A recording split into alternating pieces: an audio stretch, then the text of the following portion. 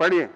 जिस भाव को आत्मा करे करता बने उस कर्म का वो ज्ञानमय है ज्ञानी का अज्ञानमय अज्ञानी का।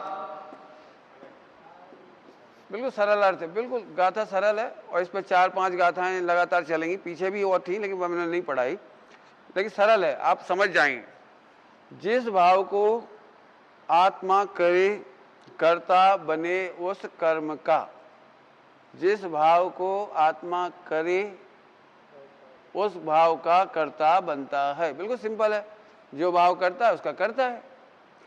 ज्ञानमय है ज्ञानी का, अब ज्ञानमयी भाव है ज्ञानी का और अज्ञानी का अज्ञानमय है। सरल है, ज्ञानी के ज्ञानमय भाव है उसका करता है, अज्ञानी के अज्ञानमय भाव है उसका करता है।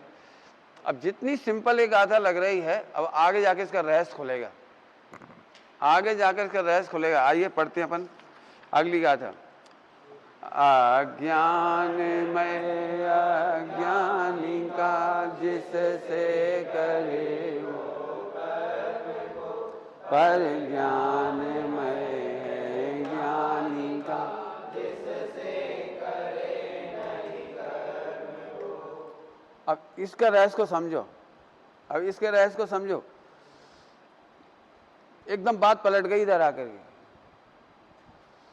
ज्ञानी रोटी खाता है और अज्ञानी भी रोटी खाता है, लेकिन ज्ञानी को कर्मबंध नहीं होता और अज्ञानी को कर्मबंध होता है।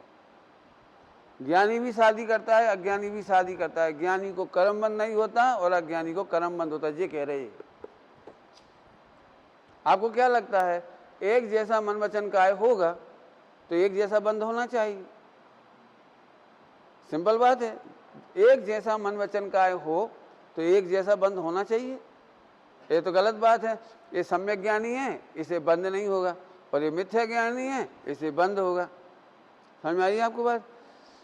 ये सब बात आपने चरणान्योग से पढ़ी होगी। ये उसका विरोध कर रहा है, ये उसका विरोध कर रहा है। सम्यक ज्ञानी युद्ध करे तो भी बंध को प्राप्त नहीं होता, मोक्ष चला जाता है। और मिथ्या दृष्टि अज्ञानी द्रवलिंगी साधु हो तो भी 4 गति में रुल जाता है। अज्ञानी, अज्ञानी माने ध्रुव को नहीं जानने वाला, अज्ञानी माने ध्रुव को नहीं जानने वाला द्रवलिंगी मुनि है तो भी 4 गति में जा रहा है। वो युद्ध नहीं कर रहा, जबकि शादी नहीं कर रहा, वो व्रत उपवास नहीं कर रहा वो। और ध्रुव को जानने वाला 96,000 शादी कर रहा है तो भी मोक्ष जा रहा है। रामचंद्र जी युद्ध कर रहे हैं तो भी मोक्ष जा रहे हैं। भरत बाहुबली का युद्ध हो रहा है तो भी मोक्ष जा रहे हैं। अब कुछ समझ में आ रहा है आपको क्या कहा जा रहा है? ज्ञानी को कर्म बंध नहीं होता। देखो क्या लिख रहा है, जिससे करे नहीं कर्म वो मिला। और अज्ञानी को अज्ञानमय अज्ञानी का जिससे करे वो कर्म को। अज्ञानी अर्थात ध्रुव को नहीं जानने वाला कुछ भी करे वो कर्म बांधता है। वो मंदिर जाए, पूजा पाठ करे, व्रत उपवास करे, यहाँ तक कि मुनि बन जाए तो अभी वो कर्म बंद करता है। अब ये बात हजम होना कितना कठिन है, और ये समाज में कैसे समझाओगे आप? तो ये गाथा समय सार जी, जो ध्रुव को जानता है वो बंध को प्राप्त नहीं होता, और जो ध्रुव को नहीं जानता भले ही वो व्रत उपवास नियम संयम करे, सब कुछ करे, तो भी वो बंध को प्राप्त हो रहा है। और थोड़ा नहीं, अनंत बंध को प्राप्त हो रहा है। द्रवलिंगी अनंत बंध को प्राप्त हो रहा है। और सम्यक दृष्टि आत्मज्ञानी, आत्मज्ञानी माने ध्रुव को जानने वाला। कैसा ध्रुव को जानने वाला? कि वो मैं ही हूं, इसके सिवा मैं कुछ नहीं हूं। कैसा हूं मैं? ध्रुव नहीं, कैसा? अनंत, एक रूप, सदा सुरक्षित। सदा सुरक्षित मतलब कर्मों से सुरक्षित, गतियों से और विकार। भयंकर क्रोध आ रहा, भयंकर क्रोध, परमाणु बम पटक दिया और वो ध्रुव को जानता है तो बच गया। लाखों करोड़ों लोग मर गए परमाणु बम से, और वो सम्यक दृष्टि था ध्रुव को जानने वाला, वो बच गया, उसी भाव से मोक्ष चला गया। और द्रवलिंगी मुनिराज जंगल में बैठे बैठे आलोचना कर रहे थे, कितनी हिंसा कर रहे ये लोग। मैं तो ये केंद्र की भी हिंसा नहीं करना चाहता, हे भगवान मैं बिल्कुल हिंसा नहीं करूं। और वो वो क्रम क्रम से निगोज चला गया। अब तो बर्दाश्त नहीं होगी ये बात। यदि ये समय साजी परमागम की ये गाथाएं नहीं हों तो ये समझाना कितना टेढ़ी खीर है, कितना कठिन है। समझ में आई बात आपको? पढ़ के देख लो एक बार फिर से। ज्ञानी कुछ भी करता है वो कर्म बंध को प्राप्त नहीं होता, अज्ञानी जो कुछ भी करता है उससे कर्म बंध होता है। गाथा पढ़ के देख लो आप, अर्थ बिल्कुल हिंदी पढ़ा रहा हूँ सीधा सीधा, फिर अगली गाथा देखेंगे अपन। अब दृष्टांत दे रहे हैं 128 में दृष्टांत दे रहे हैं। ज्यों ज्ञानमय को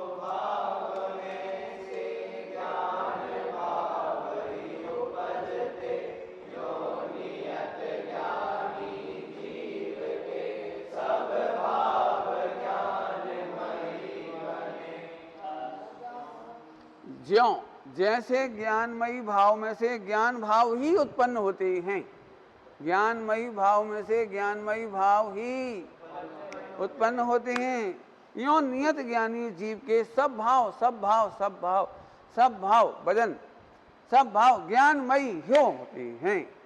आगे अज्ञानमय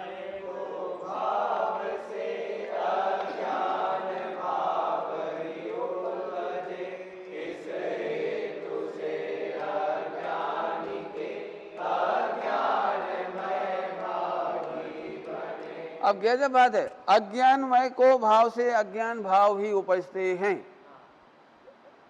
आपने देखा खुरापाती के दिमाग में से खुरापात ही निकलती है। यदि उसको शांति से जाने के लिए कहो तो एक बच्चे के सिर पे टक कर देगा, ऐसे कर देगा। देखा आपने कहीं बच्चे शांति से नहीं बैठ सकते, कोई नहीं तो ऐसे कर देगा, ऐसे कर देगा, कोई नहीं तो ऐसे कर देगा, कुछ करेगा। तो अज्ञानी खुरापाती होता है वो ध्रुव को नहीं जानता तो किसी पर्याय का कर्ता बन जाता है, शुभ भाव का कर्ता बन जाता है, अशुभ भाव का कर्ता बन जाता है, देह का कर्ता बन, वो जिसे जानता है उसी का स्वामी बन जाता है। निर्जरा अधिकार में उसको कहा है वो जिसे जानता है निर्जरा अधिकार वह उसी ही का स्वामी बन जाता है। लेकिन निर्जरा अधिकार में वो उसका स्वामी नहीं बनता, ज्ञानी उसका स्वामी नहीं बनता। अब दृष्टांत देता हूं, दृष्टांत दे देता हूं। पहले तो इसकी दो गाथा समझ में आ गई। अज्ञानी के सारे भाव अज्ञानमयी होते हैं, क्रिया नहीं, पॉइंट नोट किया जाए। तीनों चारों गाथाओं में अभी तक क्रिया का नाम नहीं लिया है। क्रिया तो मैंने बताई है आपको। क्रियाओं का चर्चा आती है आगम में, क्रियाओं की चर्चा आती है आगम में, यहाँ क्रियाओं की चर्चा नहीं की। उसी क्रिया के समय में अज्ञानी के अज्ञानमयी भाव होते हैं और ज्ञानियों के ज्ञानमयी भाव होते हैं। दो चार दृष्टांत दूंगा समझ जाने के लिए, लेकिन इसके पहले इसी का दृष्टांत देख लेते हैं।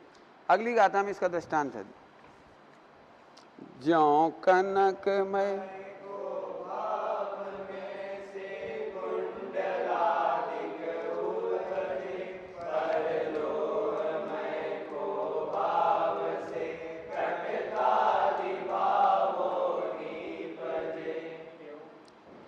ज्यों कनक, कनक माने सोना, जैसे सोने के जो भी आभूषण बनेंगे वो सोना ही सोना का होगा, और लोहे के जितने आभूषण होंगे वो लोहा ही लोहा होगा। सोने की धूल भी होगी ना, धूल, वो सोने के भाव बिकेगी। और लोहे का सुंदर मुकुट, लोहे का सुंदर मुकुट, इतना सुंदर कि इससे बढ़िया सुंदर डिजाइन है ही नहीं, वो किस भाव बिकेगी? सोचो भाई, ऐसा नहीं कह रहा। सोना का धूल और लोहे का मुकुट 1 किलो का, बड़ी सुंदर डिजाइन, इतनी अच्छी सुंदर डिजाइन सोने में भी नहीं मिलेगी।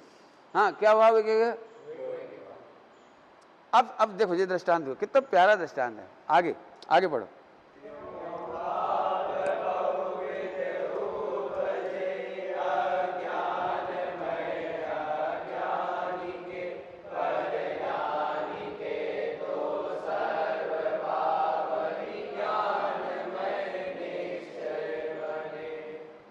कितना मैं कह रहा हूँ इसमें टीका पढ़ने की भी जरूरत नहीं, मैं आपको इसलिए पढ़ा रहा हूँ समय सार, प्रवचन सार, नियम सार।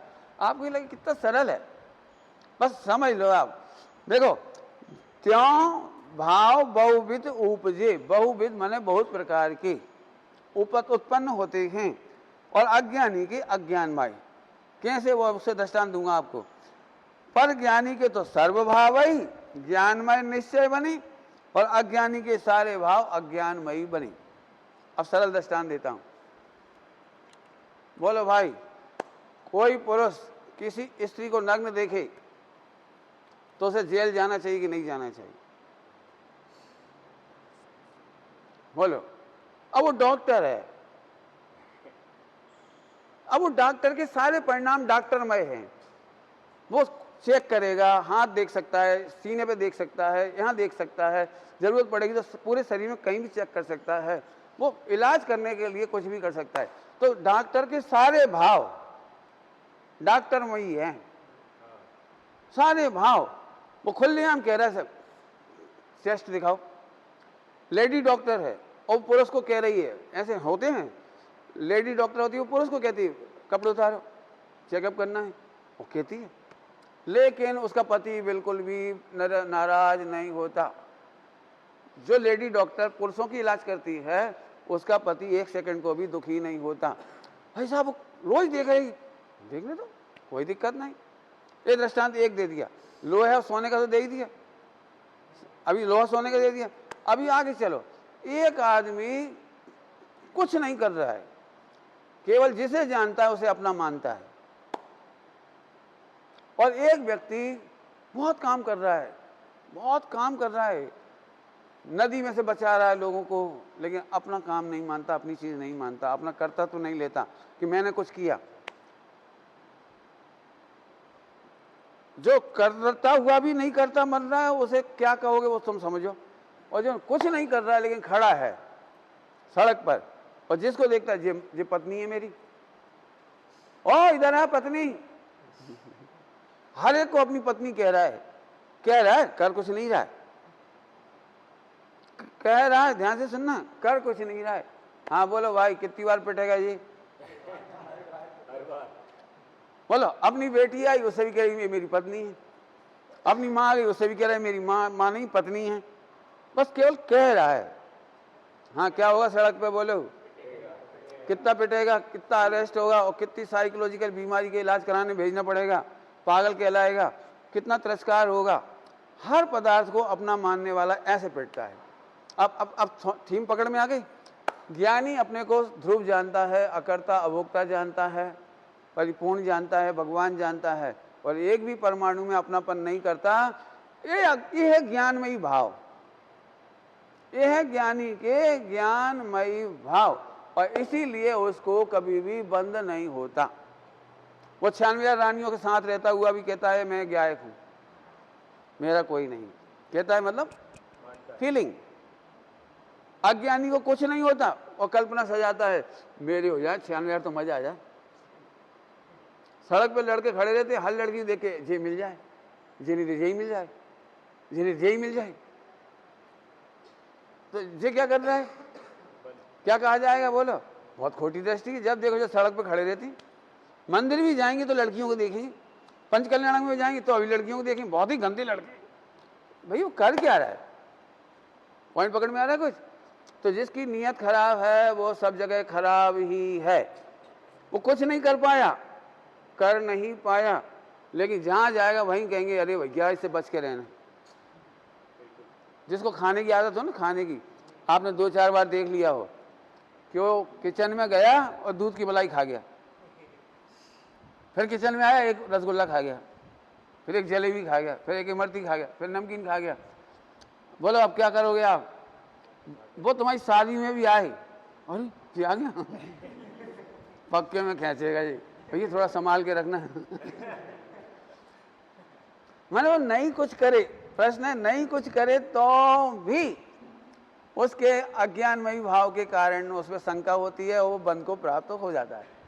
और ज्ञानी सब कुछ करता हुआ भी, इसी में समय साजी नेजराधिकार में गाता है, कौन कहे कि ज्ञानी खाते हैं कि नहीं, चलते हैं कि नहीं, फिरते हैं कि नहीं, ऐसा लिखा है। भोगते हैं हुए भी नहीं भोगते हैं, और अज्ञानी नहीं भोगता हुआ भी। फिर से बोलो, क्या बोला? ज्ञानी और अज्ञानी। नहीं भोगता हुआ भी भोगता है। बंध का कारण है भोक्ता भाव, भोगना नहीं, देह की क्रियाएं नहीं, देह की क्रियाएं नहीं। देह की क्रिया से तो मुनिराज बहुत अच्छे लग रहे हैं, लेकिन भोक्ता भाव है।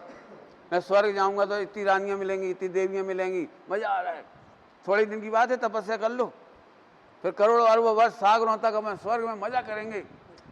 तो ये भोगता नहीं है, देह से नहीं भोग रहा है। कहां से भोग रहा है? भाव से। तो बंध कहां से होता है? क्रियाओं से या भाव से?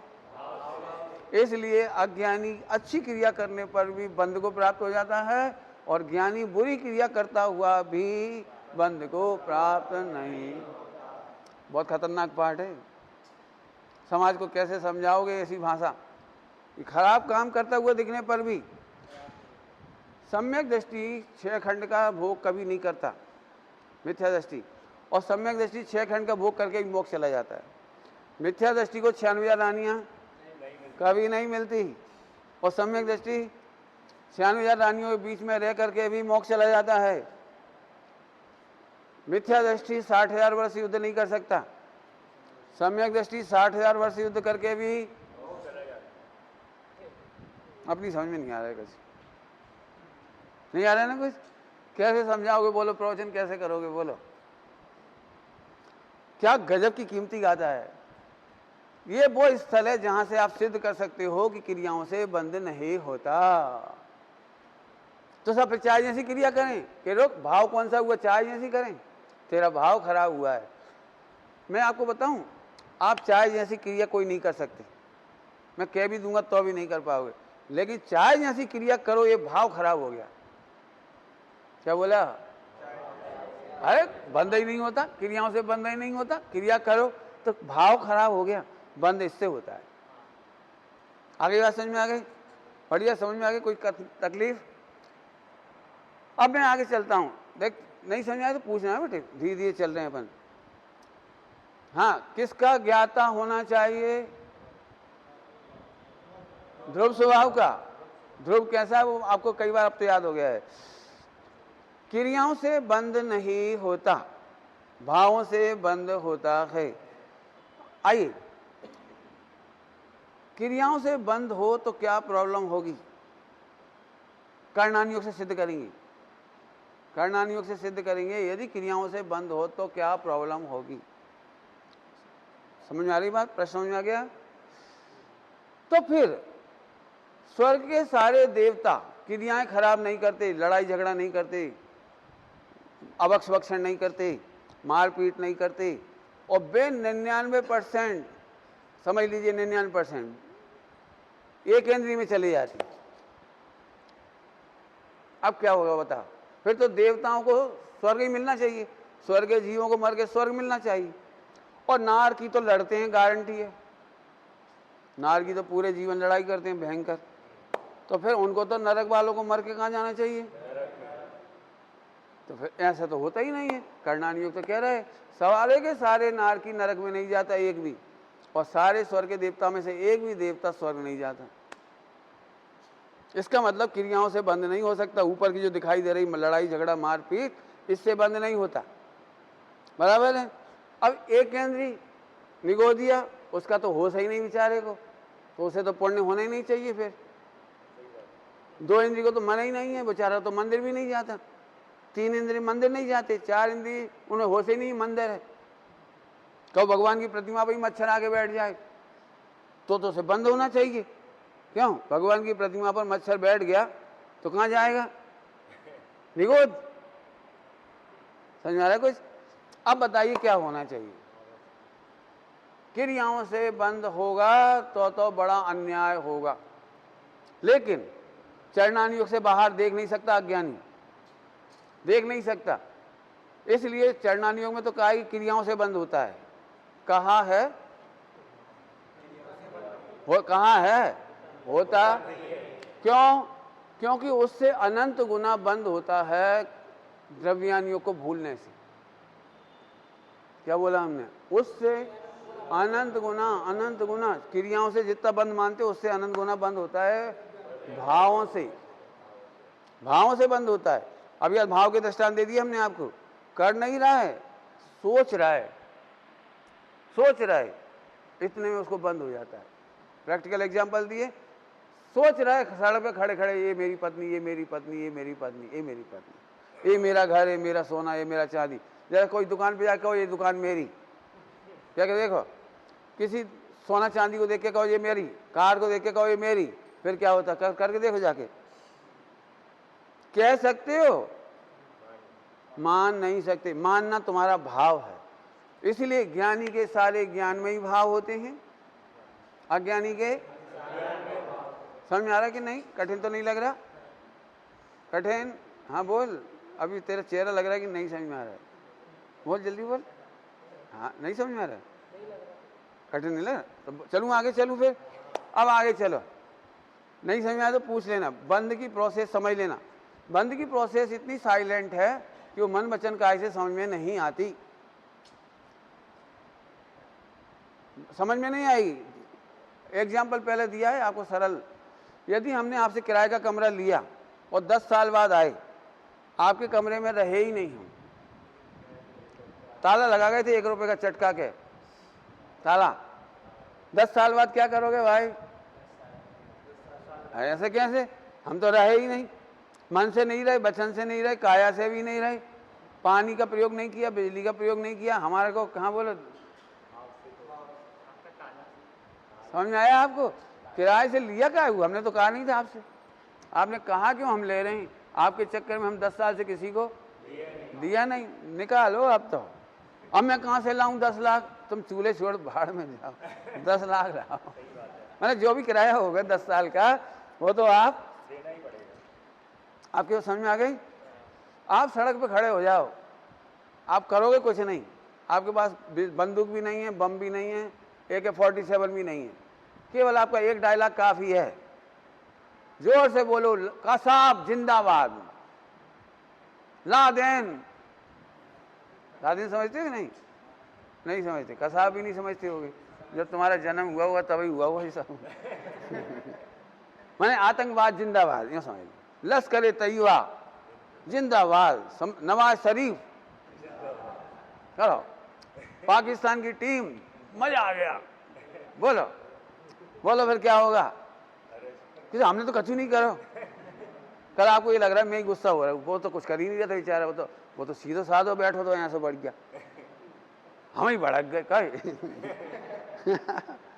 अरे भाई, उसने वो ही सब किया था भाव से, भाव से किया था। वो भाव की सजा थी उसको। ऊपर से तो बिल्कुल सूद रहो, बैठो तो सूद रहो। हाँ हाँ हाँ, लेकिन आप विषय नहीं सुनेंगे, चेतावनी के बाद भी नहीं सुन रहा वो, तो फिर जोर से कहना ही पड़ेगा। अब मेरा तो ऐसे क्या, कॉलेज में पढ़ा के आए ना, तो हमें कभी ऐसी पंक्चुअलिटी मिली बढ़िया, क्यों जिसे समझ में आता है वही क्लास में आते थे।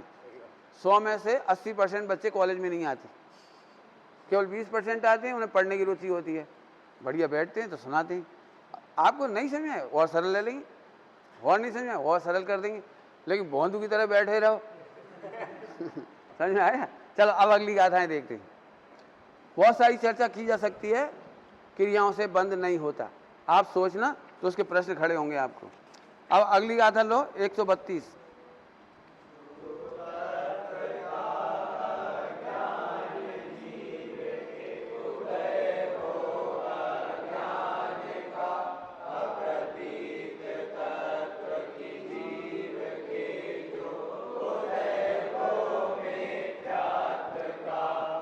देखो पूरी गाथा इसी की चार तरफ घूम रही है।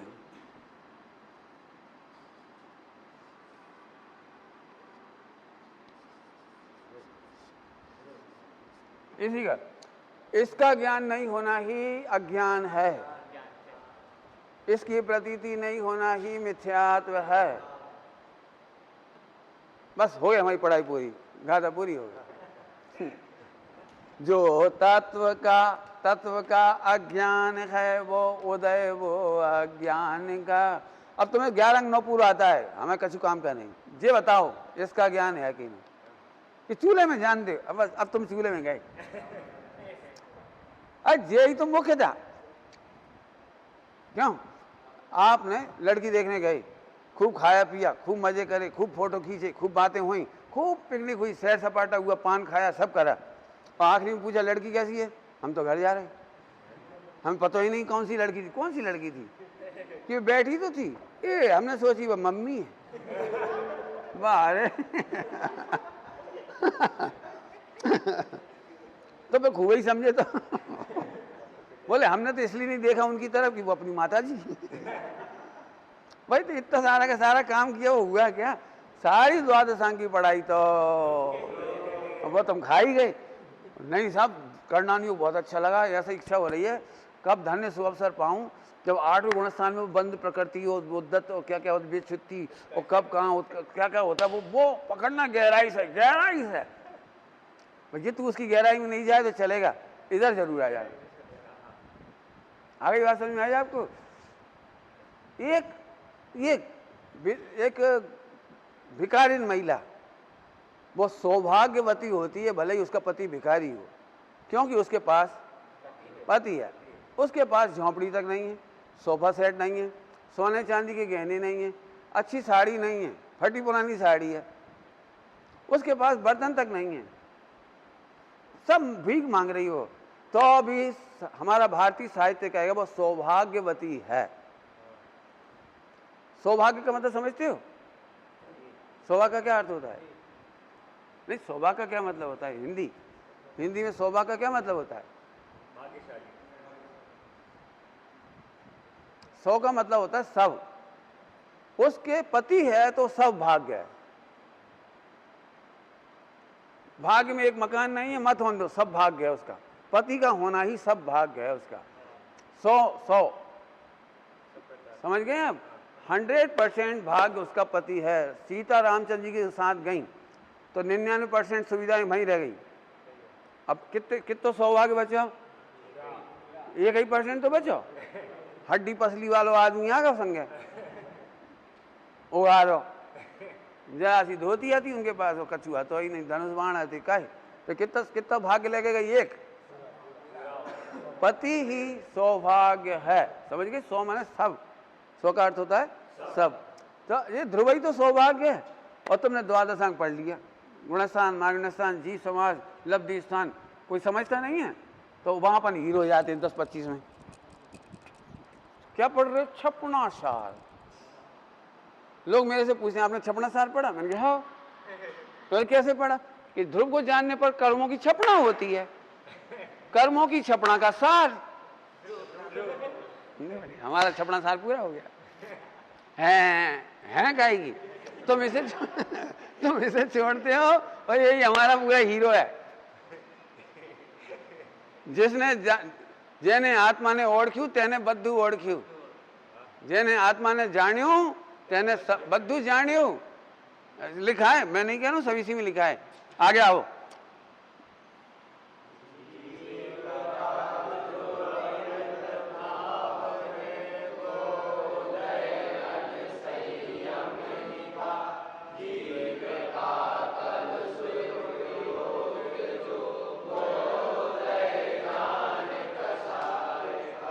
अब देखो कितना, अब मैं पूरा घटा के दिखा रहा हूं आपको। अविरत भाव अर्थात पर पदार्थों से, विषयों से विरक्त नहीं होना। अविरत विरत नहीं, विरक्त होना। जो ध्रुव को जानने पर भी 5 इंद्रिय के विषय भोगों से विरक्त नहीं होता, उसका नाम अविरत भाव है। अविरत, समझ गए? अब मैं इसी से बोलता हूं, जितना जितना ध्रुव में आ सकती है वो संयम है, और जितना जितना ध्रुव से दूर जा रहा है वो असंयम है। क्या लिखा है? अविरत भाव असंयम, वो उदय है अनसंयम का। क्या लिखा है? देखो भाई, उदय है अनसंयम ही का। अनसंयम माने असंयम, वो तो जरूरत पड़ी छंद में इसलिए एक अक्षर बढ़ाने के लिए अन कर दिया उसे, असंयम। हाँ, असंयम क्या है आपको मालूम है? अविरत गुणस्थान 4थे में है, लेकिन अविरति पाई जाती है 10वें गुणस्थान तक। टोडरमल जी साहब ने इसका खुलासा किया है, क्योंकि 100% विरक्त नहीं हुआ है, विरक्तता बढ़ रही है और स्वरूप में मग्नता बढ़ रही है। विरक्तता बढ़ रही, वहां से 100% तो नहीं छूटा ना वो, मोह राग देश से, कसायों से संपूर्ण तो नहीं छूटा, तो असंयम है उतना उतना। तो कितना असंयम है प्रश्न, कि जितना जितना इसमें नहीं मग्न हुआ उतना, जितना जितना इसमें आसक्त नहीं हुआ, रमा नहीं, उतना उतना वो वहां से अविरत, अविरत माने वहां से विरक्त नहीं। पॉइंट पकड़ में आया कि नहीं? तो जो अविरत भाव है वो असंयम का उदय है। कैसे समझ में आया? कि ऐसे समझ में आया। आगे चलो। जीव का कलुष भाव, ध्रुव स्वभाव की जितनी मस्ती है वो आकलुषता है, और ध्रुव की जितनी जितनी खुमारी नहीं है तो पर पदार्थ की तरफ उपयोग जाता है, तो 4 तरह की कलुषता होगी, माने 4 कसाय होगी। कौन कौन सी? हमें कपड़ा चाहिए, ये अविरत भाव है, विरक्त नहीं हूं ना, कपड़े से विरक्त नहीं हूं। तो ध्यान से सुनना सभी लोग, मुझे क्रोध का बंध तभी नहीं होता जब मैं गुस्सा करता हूं, कपड़ा पहनते ही मुझे क्रोध का बंध होता है। समझ में आई बात? समझ में आया? क्यों होता है? बाई दबे ये कपड़ा पहनने में कोई बाधक बनेगा तो क्या करोगे? यदि तुम्हें लड्डू अच्छा लगता है तो तत्काल 4 कसाय उत्पन्न हो गई। दिखेंगी नहीं आपको, दिखेंगी नहीं, लेकिन मैं आपको फीलिंग कराऊंगा। जैसे ही लड्डू आपको अच्छा लगा, आपको फौरन बताओ, उस लड्डू में कोई तत्काल बाधा डाली तो क्या करोगे? क्रोध करोगे। और बहुत बढ़िया टेस्टी लगा तो अरे मेरा भाग गया, पहला लड्डू मैंने खाया। देखा कभी आपने शादी का पहला लड्डू प्रोग्राम में बना हो, कभी कहीं पर स्वाध्याय हो नया बना हो और तुम प्रवचन करो और फिर वे कहेंगे पंडित जी आपसे ही उद्घाटन हुआ। हाँ, अब जिंदगी भर आप याद रखोगे, वे नहीं याद रखेंगे। कम से कम पहली बार मैंने जीवन में कहीं स्वाध्याय भवन का प्रवचन करके उद्घाटन किया, पंडित जी जिस टेबल पे आप बैठे हो वो आपसे ही उद्घाटन। अच्छा तो बढ़िया, लेना एक लेना कुछ नहीं। तो मान में बदल गया। मायाचारी, लड्डू उतना अच्छा नहीं लग रहा था, फिर भी आप कहोगे अच्छा लग रहा है। समझ में आए? मायाचारी कब करती हैं? ससुराल में जाओ और सास ने लड्डू खिलाया, पसंद नहीं होने पर भी आप कहोगे आपके हाथ से खराब भी बना होगा तो भी आप कहोगे नहीं नहीं मम्मी ऐसा लड्डू तो मैंने कभी खाया ही नहीं, पसंद नहीं उसे, तो ही मायाचारी कर देगा। और लोग अच्छा लड्डू है तो ऐसा ही लड्डू और खाना चाहता है, तो एक लड्डू खाते ही 4 कसाय का बंध हो ही जाता है, हो ही जाता है। हम क्या समझते हैं, हम जब डांटेंगे तब क्रोध होगा ना? क्यों? क्योंकि ज्ञानमयी भाव और अज्ञानमयी भाव, अज्ञानमयी भाव का नाम 4 कसाय है और इसी का नाम असंयम। अब जितना जितनी आसक्ति मग्नता इसमें होगी उतना उतना विरक्त होगा। बराबर? चलो भाई आगे।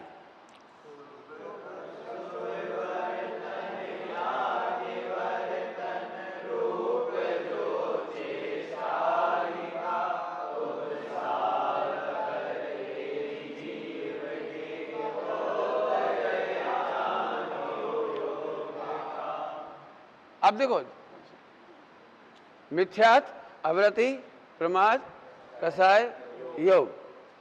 प्रमाद और कसाय को एक कह देते हैं, अध्यात्म में प्रमाद और कसाय को एक कह देते हैं। अब आ गया योग। ये बंध के 5 कारण हैं। तो योग में होता है उत्साह, योग में होता है उत्साह। अब बताओ, तुम्हें आत्मा को जानने का उत्साह है या मन वचन काय की प्रवृत्ति का उत्साह है? तो जितना जितना उत्साह यहाँ पर होता है वो तो भीतरकता बन जाती है, और जितना जितना मन वचन काय में रह जाता है उत्साह, वो कहलाता है योग से बंधन। होता ही है, नेचुरल है। समझ में आया? क्या आप सबका क्रिकेट में एक जैसा उत्साह है? आप सबको बिठा दें क्रिकेट में प्रेमी, बोलो एक जैसा उत्साह होगा? एक खिलाड़ी आउट हुआ तो तुम में से एक तो इतना गुस्सा हो जाएगा यार मार डाले, दूसरा क्या हो जाने दे यार अभी भी है रोहित। अब रोहित भी आउट हो गया तो तुम्हें गुस्सा आ गया, अरे यार रोहित पे ही भरोसा किया था, ये भी गई। तो ये कहेगा नहीं विराट है अभी यार, लो विराट भी गए, लो अरे यार 6 विकेट गिर गए, बता लो लगता है बिल्कुल ही, अरे अश्विन है, हाँ अब ठीक है। क्यों? क्या हुआ? कुछ उत्साह सबका एक जैसा नहीं होगा। हर समय आपके मन वचन काय का उत्साह घटता बढ़ता रहता है। आपने देखा आप सबको बुरा लगता होगा, हॉस्टल के नियम क्या 5 बजे उठो, उठते समय, लेकिन किसी सबके उत्साह का अंतर है। कोई झट से उठ के तैयार होकर नाम मुंह धो आके आके खड़ा हो गया, और कोई खड़े हो गए। तो ये है योग का उत्साह है। सबको पूजा एक सी अच्छी नहीं लगेगी, कुछ लोगों को बहुत अच्छी लगेगी, वो गाने लगेंगे, कुछ बजाने लगेंगे, कुछ को इसी का ही मजा आता है, तुम अच्छे से ठोको। अच्छी पूजा चल रही है, उसे कोई मतलब नहीं। जैसे ही उसने बजाना शुरू किया वो नाचना शुरू कर देगा, जैसे ही उसने अच्छा गाना शुरू किया वो बजाना शुरू कर देगा। मैंने सबका उत्साह अलग है। और कुछ सीरियस बैठे रहेंगे, उनका उत्साह मन का है, क्या गजब पूजा है, वो उसमें डूबता जाएगा। अब ये मन वचन काय का उत्साह हर गुणस्थान का अलग अलग होता जाता है। तो आखिरी में जब योग भी समाप्त हो गया 14वें गुणस्थान में जाकर के, तो मोक्ष हो गया। तो उसका संक्षेप में आपको बता दिया, बाकी विस्तार इसमें भी मिल जाएगा और करणान योग में भी मिल जाएगा। ठीक, आगे चलो।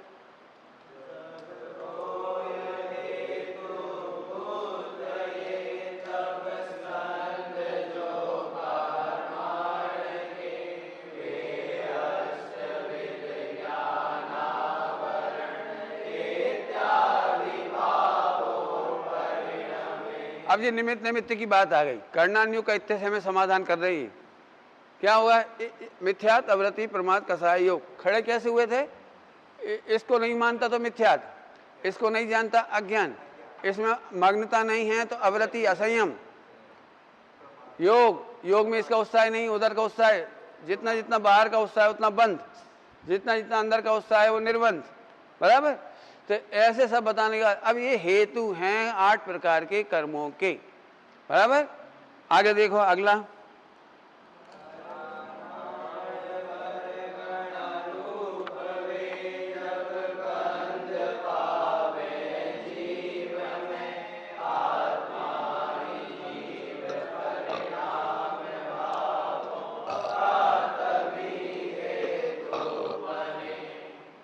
अब देखो ये हेतु बनने की बात आई, द्रव्य कर्म भाव कर्म की। ठीक है, अब आगे आ जाओ मोक्ष अधिकार में, पेज नंबर 526। ये कर्ता कर्म अधिकार का अपने सार पढ़ लिया। अभी अगला मोक्ष अधिकार है 500 हमारे में 26 है, गाथा नंबर शुरू से ही मैंने गाथा नंबर है 288 मिल गई। गाथा 288। ओए ऐसे नहीं खोलना, पेज खराब होते, ऐसे खोलो।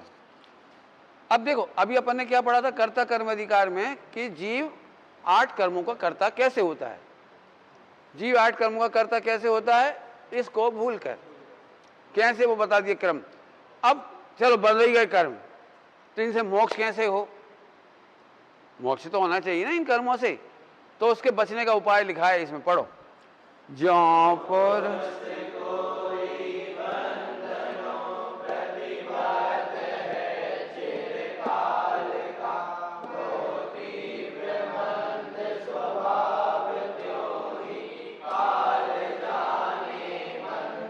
हाँ, एक बार फिर से केवल पढ़ो। केवल आपने गायन में उपयोग लगाया होगा, इसलिए समझ में नहीं आया होगा।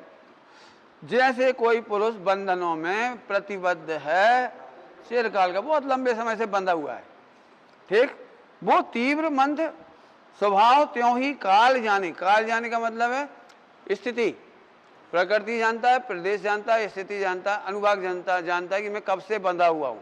अनादिकाल से जीव बंधा है। अगली गाथा।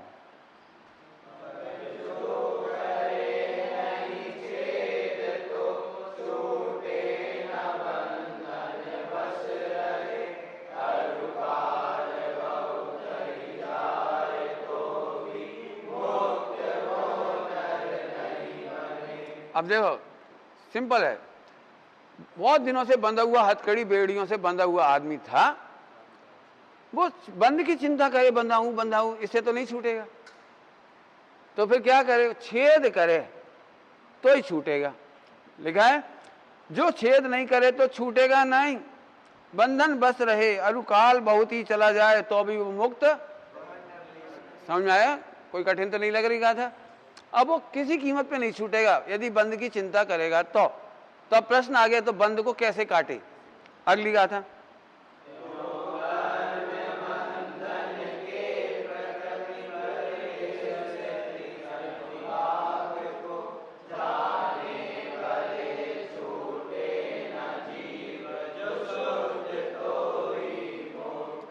अब इसमें अर्थ तुम ही करोगे, कौन करेगा? इसका अर्थ तुम्हें करना, मैं नहीं करूंगा। वो मुक्त होगा, कौन मुक्त होगा?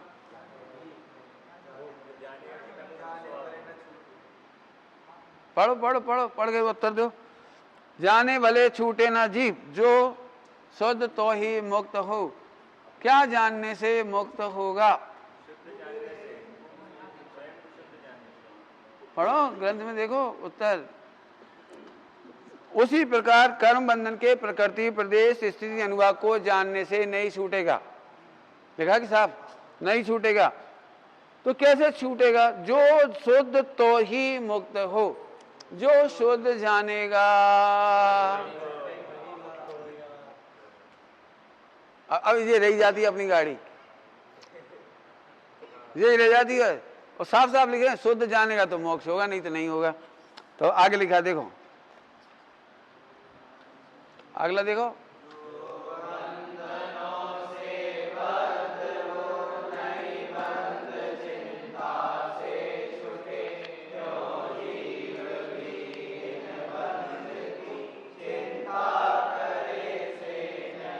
सरल है।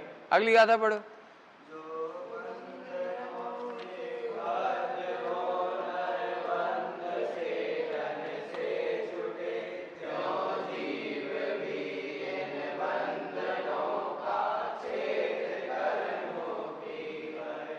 कठिन है कुछ? अगली गाथा पढ़ो।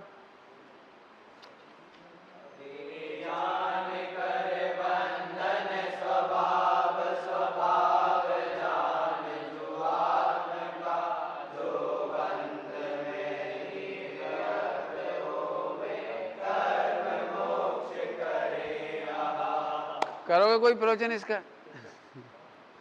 कितना सरल। अभी हम टीका नहीं पढ़ा रहे, टीका नहीं पढ़ा रहे। देखो क्या कह रही, रे जानकर बंधन स्वभाव और स्वभाव जानजू आत्म का।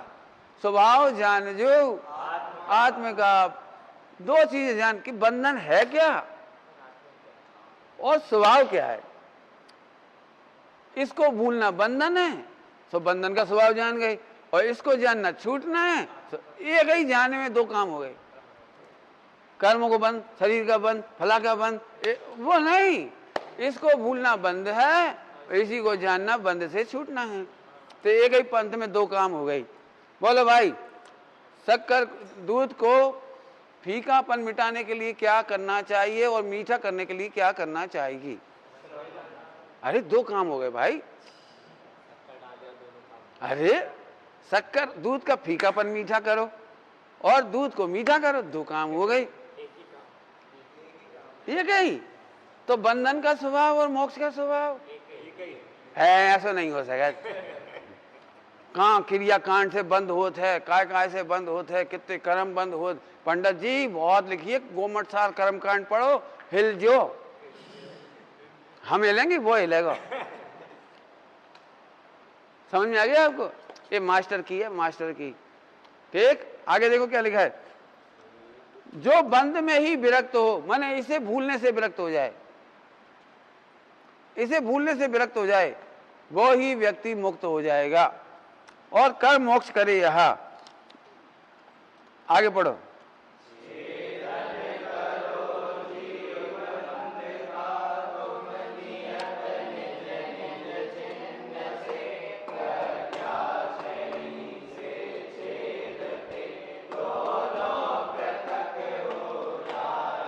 मोक्ष जाने की विधि, बंध का छेदन करो, बंध का छेदन करो। मोक्ष जाने की विधि, बंध का छेदन होता है प्रज्ञा छेनी से।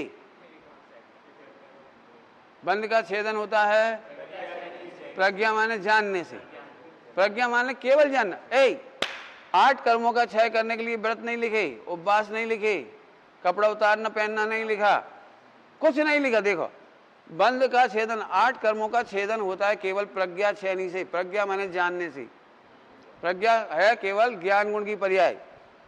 जानने से हो जाता है। क्या जानने से हो जाता है? छेदन करो जीव बंद का तुम नियत निज निज चिन्ह से। हाँ, बंद का चिन्ह कौन बोलेगा? बंद का चिन्ह, हाँ, ध्रुव को भूलना ये बंद का चिन्ह है, और ध्रुव को जानना बस मुक्ति का चिन्ह है। अब ध्रुव को भूलना ये मिथ्या संबंधी हो गया, और ध्रुव में अस्थिरता ये दूसरा चिन्ह है। ध्रुव को भूलना और ध्रुव में अस्थिरता, दो ये बंद के चिन्ह हैं। तो हमने दो ही समझ ली। अब तो हम रोज इसकी मस्ती करते हैं तो स्थिरता होती जा रही, तो मोक्ष हो जाएगा। इतना सरल काम। ठीक, आगे चलोगे?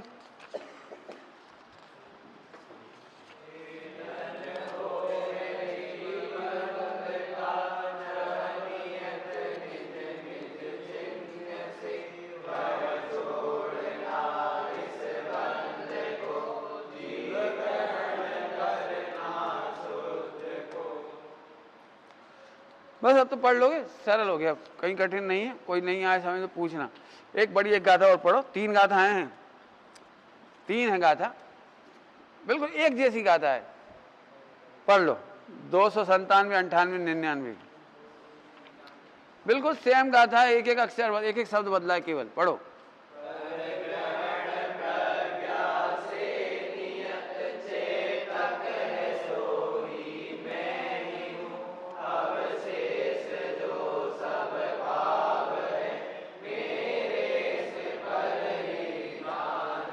फिर से चेतक, चेतक कर ग्रहण प्रज्ञा से। ग्रहण माने समझ, ग्रहण माने समझ, प्रज्ञा माने ज्ञान से।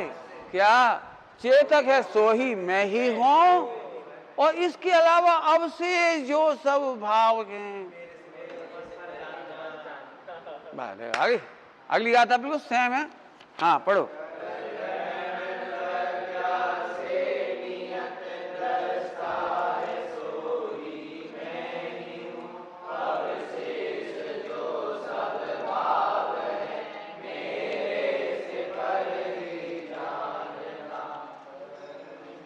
ठीक, सेम गाथा है, एक अक्षर बदला। कौन सा? एक में चेतक था, एक में दृष्टा, अगले में ज्ञाता आएगा। पढ़ो गाथा, पढ़ो।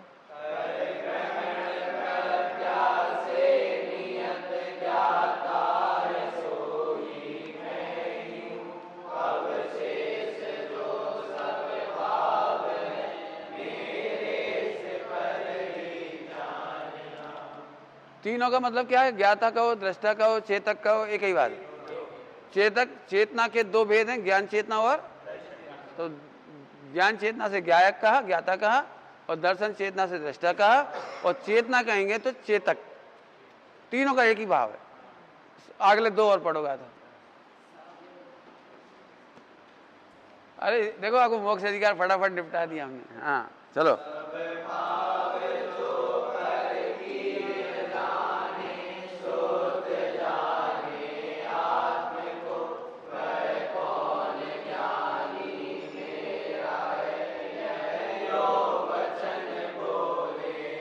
लो, इसको जानने वाला कौन कहेगा प्रभाव है?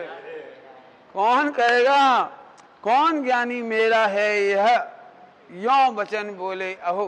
कर्म मेरे काम है कि नहीं? शरीर मेरा काम है कि नहीं? शुद्ध खाना मेरा काम है कि नहीं? मुनि दीक्षा लेना मेरा काम है कि नहीं? ध्यान रखना, लेने वाला कह रहा है शुद्ध खाने वाला कह रहा है ये मेरा काम नहीं है। उल्टा मत कर लेना। क्या कहा? मुनि दीक्षा लेकर कह रहा है ये मेरा काम नहीं है, मेरा काम तो। आई बात समझ में आई? अगला पढ़ो।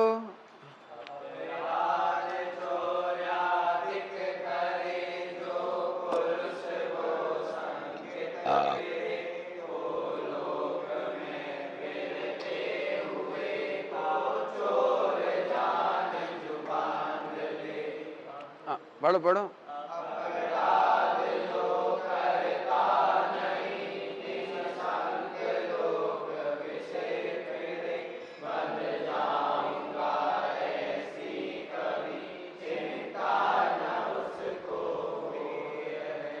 चोर, बस बस बस बस, जो अपराध करता है वो कहीं चला जाए, पकड़ा नहीं जाने पर भी डरता है। अपराध करने वाला नहीं पकड़े जाने पर भी डरता रहता है। विदाउट टिकट रेल पे बैठ गए, भले टीसी नहीं आ रहा है लेकिन दिल धड़क रहा है कोई पकड़ ना ले, ऐसा। तो बिल्कुल सेम लैंग्वेज है। को लोक में फिरते हुए को चोर जानजू बांध ले, कहीं पकड़ा गया तो अपराध नहीं करता वो निशंक लोग भी से फिरे। तो अब अगली आधा पढ़ो।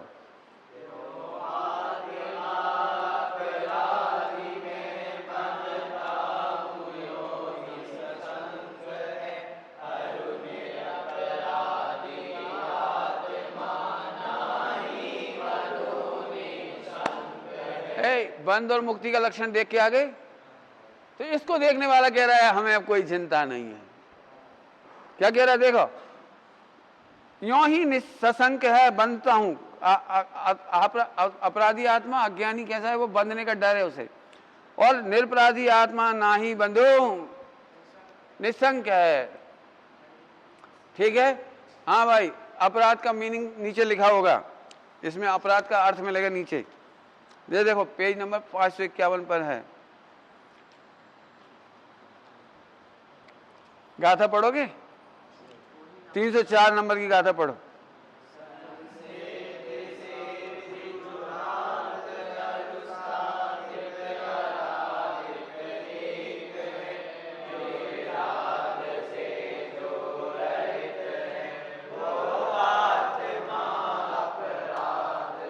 रात का मीनिंग फुटनोट में देखो। रात माने आराधना, प्रसन्नता, कृपा, सिद्धि, पूर्णता, सिद्ध करना, पूर्ण करना। अब ऊपर देखो, जो राध से जो रहित हैं, राध से जो रहित हैं, अर्थ करो, प्रसन्नता से जो रहित हैं, आराधना से जो, अब यहां से बोलो, जो ध्रुव को जानने से, ध्रुव को जान करके आनंद नहीं करने वाले वे अपराधी हैं। राध माने प्रसन्नता और अपराध हो उसका विलोम, अपराध है उसका विलोम। आपने सुना जिसने अपराध किया है, जो अपराध करने वाला दुखी रहता है इसलिए वो अपराधी कहलाता है। और जो अपराध नहीं करता ना वो ऐसे है, हम क्या डरे थे, चलो थाने, चलो थाने, डरे नहीं रहो, काहे नहीं डर रहे हो? तो लोग समझ जाते हैं निरपराधी है। अपराधी कहे तुमने चोरी करी, भगवान कसम हमने नहीं करी, तो चलो थाने, हम नहीं जा रहे, अरे चलो हम नहीं जा रहे तो अपराधी डरता है और निरपराधी निशंक लोक विषय फिरे, निशंक लोक विषय फिरे। हमें बांधोगे? बांधने वाला पैदा नहीं हुआ। डॉक्टर साहब के गुरु पढ़ाने वाले 20 पंथी थे, मक्खनलाल जी, भारत जी के गुरु जी डॉक्टर वो मक्खनलाल जी थे, मुरैना में पढ़ते थे, मुरैना में। तो वहाँ विद्यार्थी की ड्यूटी रहती थी, पूजा के फूल तोड़ के लाओ चढ़ाओ। तो डॉक्टर साहब की ड्यूटी लगाई, तुम फूल तोड़ के लाओ चढ़ाओ। उन्होंने कहा हम तेरा पंथ हम ना आइए, हम नहीं तोड़ा। बोलो तुम नहीं तोड़ोगे तो हम फेल कर देंगे, हम फेल कर देंगे, हमारे नाम हाथ में ये नंबर तुम्हारे। तो डॉक्टर साहब बोले पैदा करने वाला अभी पैदा ही नहीं हुआ, फेल करने वाला पैदा ही नहीं हुआ। उन्होंने फूल नहीं तोड़े, देखे कैसे फेल करत करो। अब सबसे इंटेलिजेंट वही थे। तो एक इंस्पेक्टर आया, इंस्पेक्टर अंग्रेजों के ज़माने की बात है, इंस्पेक्टर आया। सो अब वहाँ से सब्सिडी मिलती थी अंग्रेजों से चलाने के लिए। अब कलेक्टर आए थे, उन्हें टाइम तो था नहीं, फिर ज़बरदस्ती कहा बैठो बैठो बैठो साहब, सुनो हमारे बच्चों को चेक करो। अब बच्चे ऐसे ही बैठ गए, चटाई बिछा के वो करके लाते दरी पे, अभी बैठ गए 10-25 बच्चे अभी बैठ गए। अब वो तो जाना चाह रहे थे, तो कहने लगे कि बोलो बोलो, अब इनको खड़ा कर दिया। तो डॉक्टर साहब ने पूछा कलेक्टर से किस विषय पे बोले, तो बोले समय की कीमत, इस पे बोलो। तो डॉक्टर साहब ने यहीं से स्टार्ट किया, समय की कीमत इसी से समझ में आती है कि समय के बारे में समझने का समय नहीं है आपको जाने की जल्दी है और इतना बढ़िया भाषण दिया, 5 मिनट इतना बढ़िया भाषण दिया, और कलेक्टर खुश हो गया। फिर उनकी सब्सिडी डोनेशन जो मिलता था स्कूल को वो सैंक्शन करके चले गए। समझ में आया? तो कहने का मतलब ये है, जो ध्रुव को जानता है, मुक्त होने का लक्षण जानता है, वो पूरे विश्व में कहीं चला जाए वो निशंक फिरता है, उसे कोई बांध सकता नहीं है। अब समय हो गया, नहीं तो एक गाथा हम प्रवचन सार की दिखाएंगे। अभी दोपहर में प्रवचन सार रखना, ठीक? नियम सार भी पढ़ाना है, पढ़ाना तो ये भी अभी बहुत है, लेकिन हम आपको आइडिया दे दे रहे, बिल्कुल आइडिया दे दे रहे हैं, तो आप खुद स्वयं से पढ़ पाओगे। चलिए, निज निधि